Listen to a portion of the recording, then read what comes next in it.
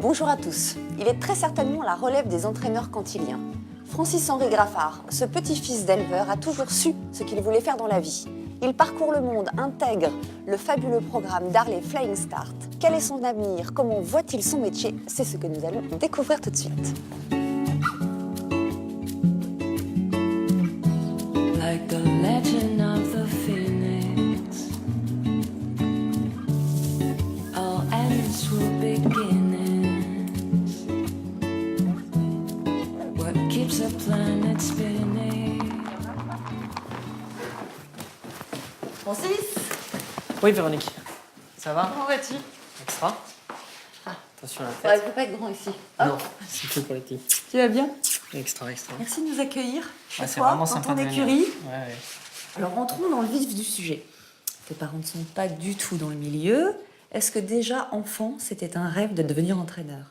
Oui, en fait, t'as raison, mes parents, toute la famille n'est pas dans le milieu. J'avais juste mon grand-père qui avait que le jument d'obstacle en Bourgogne. Et c'est lui qui m'a emmené aux courses, qui m'a fait découvrir, ouvert les portes de mes premiers stages. Et j'ai eu le virus, en fait, grâce à lui. T'as beaucoup de souvenirs avec ton grand-père? Oui, beaucoup. Ouais. Ouais, vraiment beaucoup. On était très proches et puis bon, il était très dur, mais c'était. dur Ouais, oui, parce que en fait, il avait gagné avec son premier cheval le prix Vermeil. Il m'avait toujours dit, il faudra jamais que tu commences comme ça, c'est trop facile sinon. Bon, il a eu raison, j'ai pas commencé comme ça, mais, mais enfin moi, c'était un personnage, comme on en fait plus beaucoup maintenant. Et donc il m'a donné le virus et puis après l'attrait de la compétition et puis le cheval m'a orienté sur le métier d'entraîneur.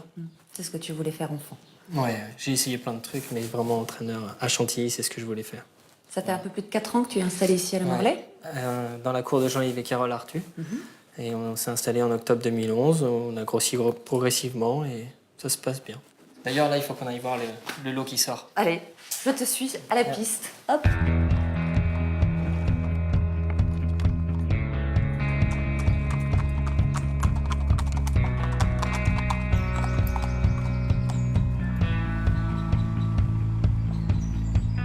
Junebug, I remember everything.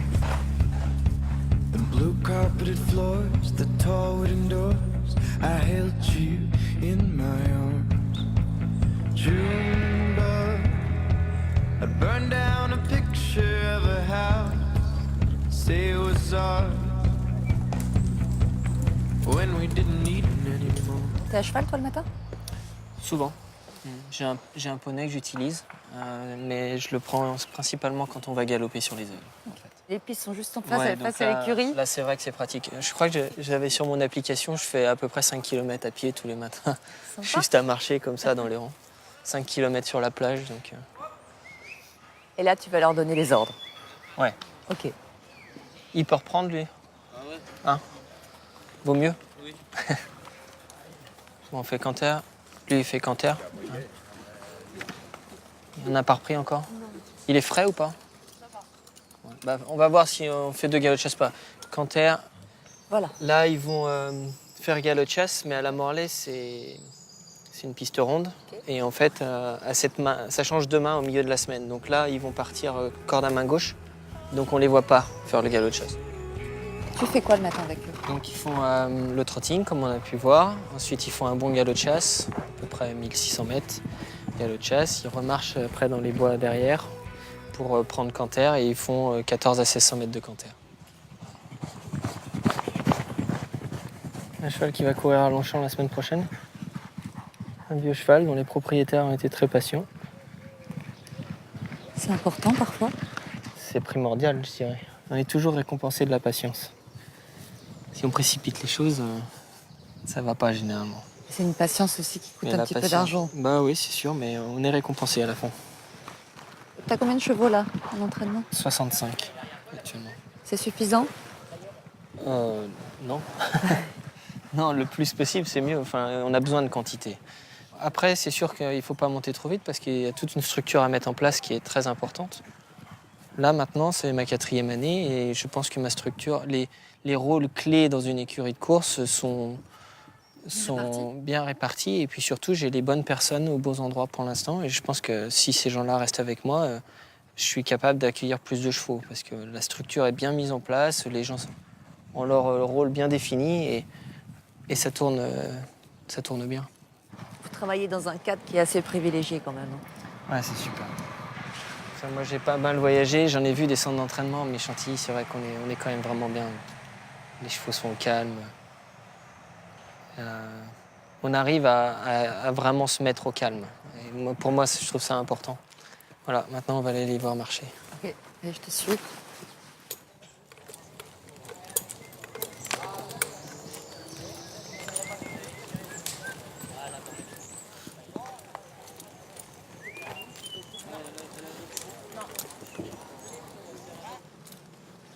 Ça va, lui? Hein?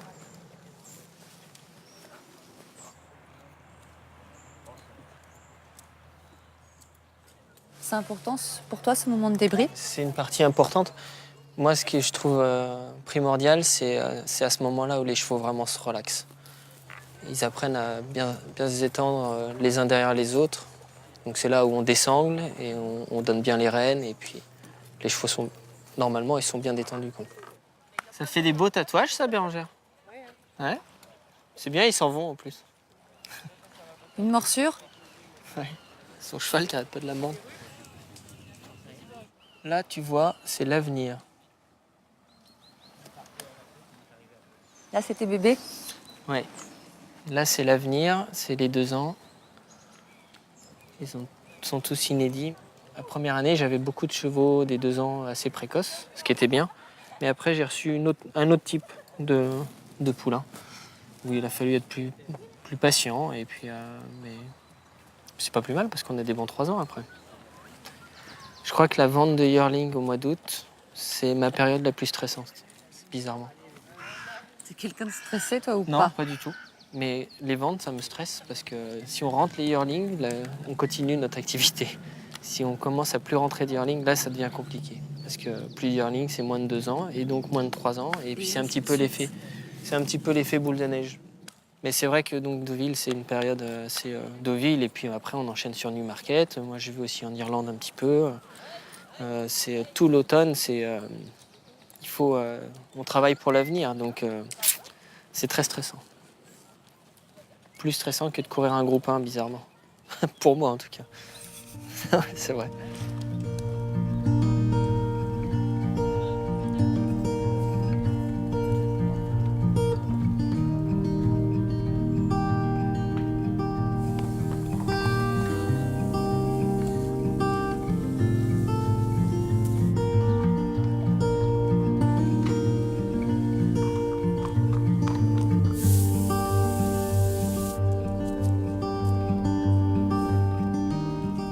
Toute la partie administrative, ça te prend beaucoup de temps? Pas mal de temps au bureau, oui. Ça, c'est sûr qu'on est obligé d'y passer beaucoup de temps. C'est la partie que tu préfères? Pas du tout. En fait, je m'en occupe pas du tout. Ce qui m'occupe beaucoup au bureau, c'est les engagements, travailler sur mes galops, mes choses comme ça. Par contre, tout ce qui est compta, gestion du personnel, paperasse, tout ça, ça ne m'intéresse absolument pas. Donc, j'en fais pas. D'accord. C'est complètement délégué. 80% à peu près de ta clientèle est étrangère. Ça, Ouais. c'est le fruit du résultat de tes expériences Ce que j'ai passées. fait avant, oui. Oui, parce que j'avais plus de contacts à l'étranger qu'en France. Donc à tes débuts, tu as dû...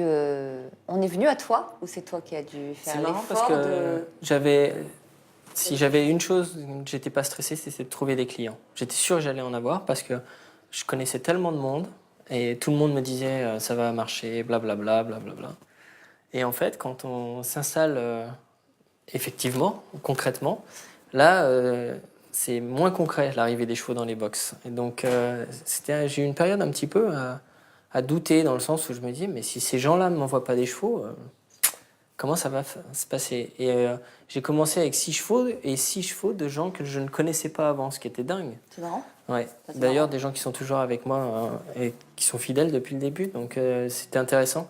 Par contre, avec les résultats qui sont arrivés tout de suite, là, tout mon relationnel a permis que les agents de propriétaires ont pu dire à leurs clients, écoutez, voilà, ce garçon-là a des résultats intéressants, je pense qu'on peut lui envoyer un cheval. Et c'est pour ça que je pense que mon effectif a grossi très rapidement.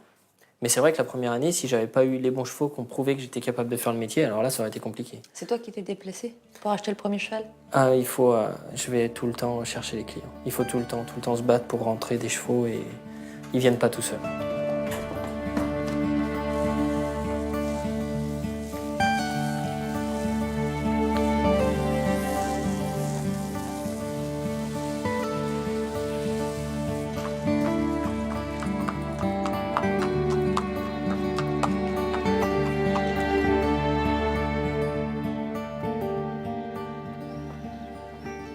Elle est vraiment jolie cette cour. Hein. Ouais, c'est très sympa. C'est la deuxième cour que j'utilise, c'est chez Monsieur Clout. Et c'est vrai qu'elle est très agréable. Il y a des ondes très positives dans cette cour. Les chevaux ils sont bien et c'est agréable à travailler. Donc en fait, c'est mon deuxième établissement. Voilà, pour accueillir tous mes pensionnaires. Et t'as bien raison. Ouais. Et puis c'est juste à côté de l'autre, donc pour le travail, c'est très facile aussi. C'est pratique. Et pourquoi pas acheter? Parce que c'est pas simple, parce que les banques sont frileuses et puis c'est un petit peu surévalué actuellement. Donc voilà. Et puis bon, il faut quand même que la structure soit bien saine et. Ça fait 4 ans, attendons un peu. Ouais, voilà. Hop.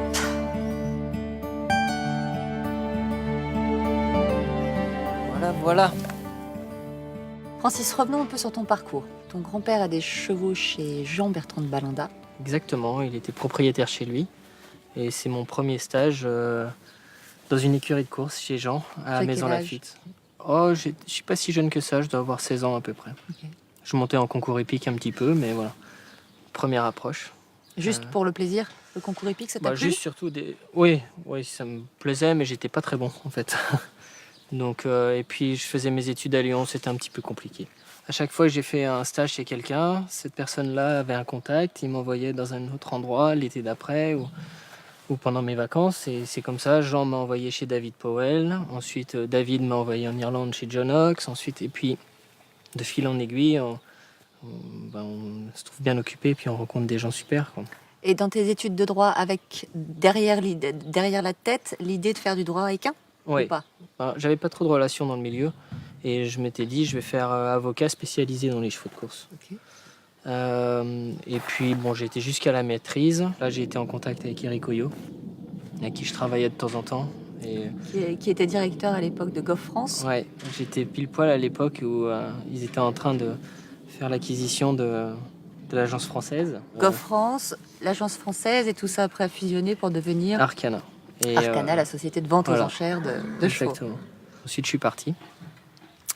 Et là, j'étais aux États-Unis quand j'ai entendu parler du Darley Flying Start, qui était un programme créé par Cheikh Mohammed. Donc, j'ai passé les entretiens. En quoi consiste ce programme? Il sélectionne 12 jeunes dans le monde et c'est sur 2 ans, ils nous baladent dans leur haras ou écurie de course. Donc, on fait l'Irlande, l'Angleterre, Dubaï, les États-Unis. Pour vous former à tous les métiers concernant les chevaux? Ouais. On a des intervenants. Par exemple, si on est au Kentucky, on va avoir le meilleur veto spécialisé dans les chirurgies sur les faules qui va venir nous faire un speech. On a fait des voyages incroyables. Et puis rencontrer les gens les plus influents dans chaque secteur du milieu et dans chaque pays dans le monde entier. Donc ça peut pas être mieux, quoi. Je suis embauché par John Ferguson. Okay. À la sortie du Darley Flying Start pour être le représentant aux courses. Donc je suis son assistant, je gère tous les chevaux de Darley, de Cheikh Mohammed et de ses amis. Je suis basé à Newmarket. Tu as beaucoup appris là, c'était une période d'observation aussi pour toi? D'observation et puis et surtout j'adore l'Angleterre, j'adore les courses en Angleterre. Tu viens de dire que tu aimes l'Angleterre, tu passes 3 ans là-bas et tu décides de revenir aux sources. Tu reviens en France. Ouais. Et là j'ai la chance qu'à cette époque-là, M. Droyer-Dupré avait son effectif public, je dirais, en dehors de Aga Khan, qui se développait. Et le concours de circonstances a fait que je l'ai contacté, savoir s'il serait intéressé pour me prendre comme assistant. Et là, il a été extra parce que il m'a donc embauché comme assistant alors que je venais pas d'une écurie, quoi. Donc j'avais quand même encore beaucoup de choses à apprendre. Et là, tu apprends vraiment ton métier? Ah ouais. J'ai appris tout ce qui me manquait en fait. J'ai fait 3 années et ensuite je me suis lancé dans le grand bain. Voilà. C'est parti. C'est parti. Et j'ai eu l'aide de Michael Delzang ou Alain Droyer-Dupré pour galoper mes chevaux avec eux, tout ça. Et ça m'a donné des lignes. Donc indirectement, ça m'a beaucoup servi. C'est quand je me suis lancé. Okay. Si je me retrouvais tout seul en province, ça aurait été plus compliqué.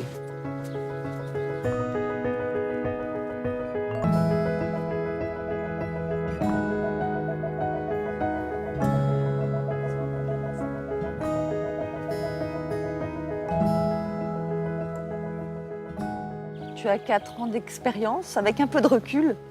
Analyse-moi ton début de carrière. Eh ben, écoute, début avec 6 chevaux, on était 2 à cheval. Faut être un petit peu inconscient pour s'installer. Et puis ça a vite grossi, j'ai eu de la chance de tomber sur des bons chevaux tout de suite. Ouais. Les gens commencent à parler et puis finalement, on rentre plus de chevaux, on est un petit peu à la mode et voilà. Après, j'ai eu des années un petit peu plus mitigées en termes de résultats, mais enfin, ça s'est bien passé, mais j'ai pas gagné des grandes courses qui m'ont permis de rentrer plus de chevaux. Et puis cette année, ça se passe plutôt bien au printemps, un bon printemps avec des bons chevaux. Tu as déjà gagné quand même plusieurs listed, pas mal de groupe 2, groupe 3. Un groupe 1 avec un pur sang arabe, mais c'était sympa, c'était à Saint-Cloud. C'était mes premiers, donc ça c'était chouette. Et puis oui, pas mal de listed. Et puis, mais en fait, quel que soit le niveau des chevaux, toutes les victoires sont importantes. Mais c'est vrai que les victoires de groupe, ça fait beaucoup de bruit à l'international. Et quand on prouve qu'on est capable d'entraîner des bons chevaux, c'est bien.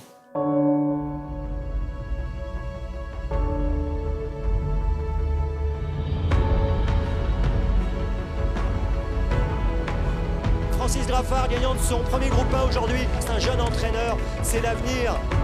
C'est mon premier groupe 1 pour les pur sang anglais. Et ça me fait très chaud au cœur de le gagner pour Marianne Yarcos et sa famille. Et j'espère que ce ne sera pas le dernier.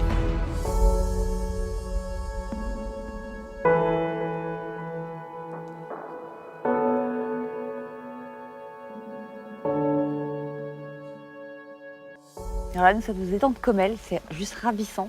Tu viens de temps en temps ici? Oui, je viens assez souvent, surtout le dimanche matin pour courir, avant de partir aux courses. C'est un endroit charmant, très calme. C'est la beauté du site de Chantilly. On tombe dans des clairières comme ça qui sont ravissantes. On ne croise pas beaucoup de monde. Ça permet de se décompresser un petit peu. On vient souvent avec les enfants aussi. Enfin, voilà, quoi. Tu es assez sportif? Je fais quand même presque 5 km à pied les matins, à suivre les chevaux. Ouais.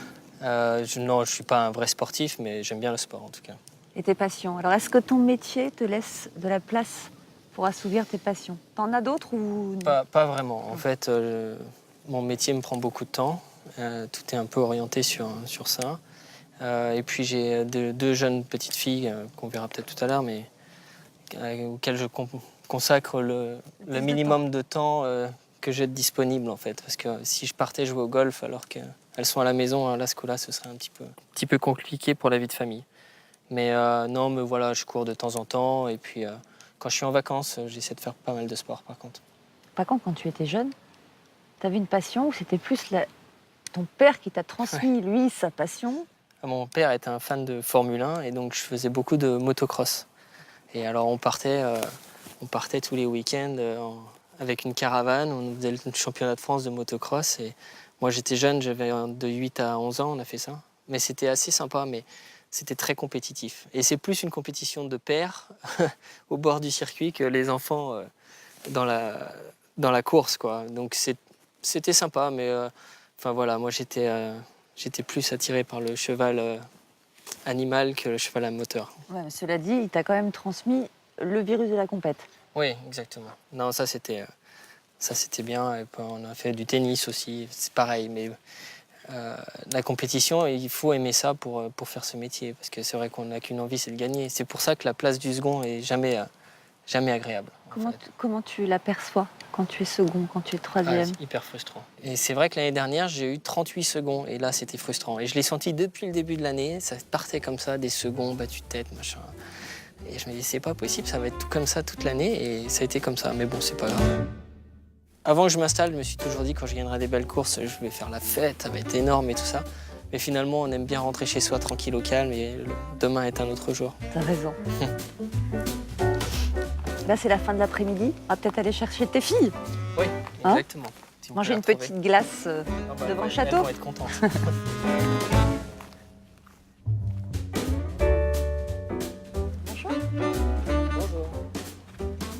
Alors, Victoria, tu veux quoi?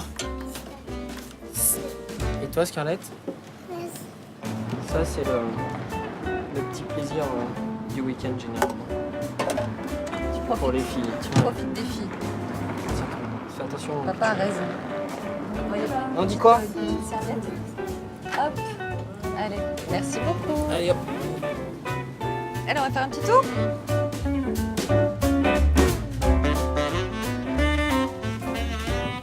Tu le vois, Taya? Là-bas, regarde. L'arbre qui bouge tout seul. T'as vu? C'est quand même agréable d'être ici. Tu vois pas? Au pied du château de Chantilly. T'as juste l'hippodrome. Il n'y a aucun hippodrome en France, même dans le monde, peut-être. Ah, c'est unique au monde. C'est un endroit exceptionnel ici. Moi, à chaque fois que je passe sur les pavés, je suis bluffé. C'est vraiment... C'est un plaisir. Je me dis, quel bel endroit. Parlons un peu de ton enfance. Tu es né en Bourgogne? Ouais. Où ça exactement? Au Creusot. Et en fait, on a passé la majeure partie de notre enfance à Paray-le-Monial, à côté de Paray-le-Monial. Donc, dans le pur Charolais. Une enfance très heureuse. Des frères et sœurs? Oui, Un frère, ça je sais. un frère qui est dans le vin, en Bourgogne, et ma petite sœur qui est maintenant plus très petite, mais qui habite à Paris, très brillante. Et on s'entend très bien, ils viennent régulièrement les week-ends. Et non, une enfance vraiment extra, quoi. Élevée en plein air, je dirais, et puis des bonnes bases d'éducation. Allez, maintenant une petite question. Enfin, deux plutôt. Défaut, qualité. Allez, commence par ton défaut. Si tu en as un. Moi, j'en ai sûrement beaucoup. Je pense que ma femme pourrait répondre plus facilement que moi à cette question. Je sais pas, peut-être impatient.